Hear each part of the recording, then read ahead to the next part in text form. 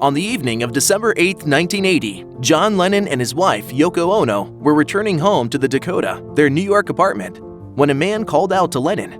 Soon after, a few gunshots were heard, and Lennon fell down and was covered in blood. The shooter was later identified as 25-year-old Mark David Chapman, who stood by as his target bled out.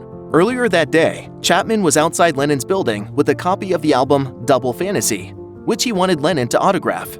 Chapman was a huge Beatles fan and was also deeply religious, but his opinion changed upon hearing his idol refer to his band, the Beatles, as being more popular than Jesus. Chapman later revealed that he had been planning to kill Lennon for a few months. He has since been incarcerated and admitted that he committed the crime for self-glory, saying, "He was very, very, very famous, and that's the only reason, and I was very, very, very, very much seeking self-glory. Very selfish." Lennon was taken to the hospital several minutes after the shooting took place, and doctors attempted to resuscitate him for several minutes. However, he had lost too much blood due to the gunshot wounds he sustained and was pronounced dead soon after. He was just 40 years old. Just hours before the shooting, John Lennon was at a recording studio where he was working on a song with his wife, Yoko Ono. In the days leading up to his death, Lennon sat down for several interviews where he talked about his career with the Beatles, the music he was listening to, and the recent release of the album he did with Ono. One of the interviews was with radio personality Dave Sholin, and during their conversation, Lennon said that he hoped he had died before his wife. Just hours before his death, Lennon told Sholin, "If Yoko died, I wouldn't know how to survive. I couldn't carry on." The news of Lennon's death was soon reported by the media. Lennon was shot and killed at about 11 o'clock last night. A television producer named Alan Weiss was in the hospital after getting into a motorcycle accident, and it just so happened that it was the same hospital that Lennon was brought to after the shooting. In an interview with Newsday, Weiss said that he overheard police talking about Lennon, and afterward witnessed a doctor tell Ono that her husband had died. He then called the information to the news team.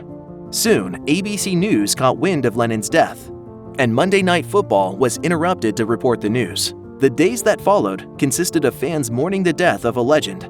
About 100,000 people held a vigil at the spot where Lennon was shot, and 20,000 people gathered in his hometown of Liverpool. Mark David Chapman fired several shots that night, and 4 bullets hit John Lennon.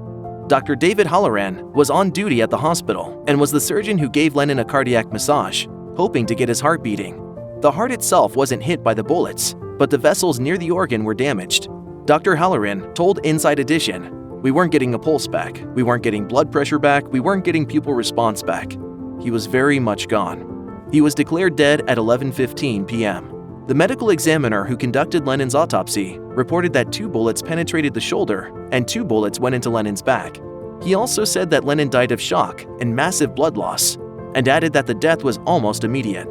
One of the bullets that went into Lennon's back passed through the chest and his left lung before it exited the body.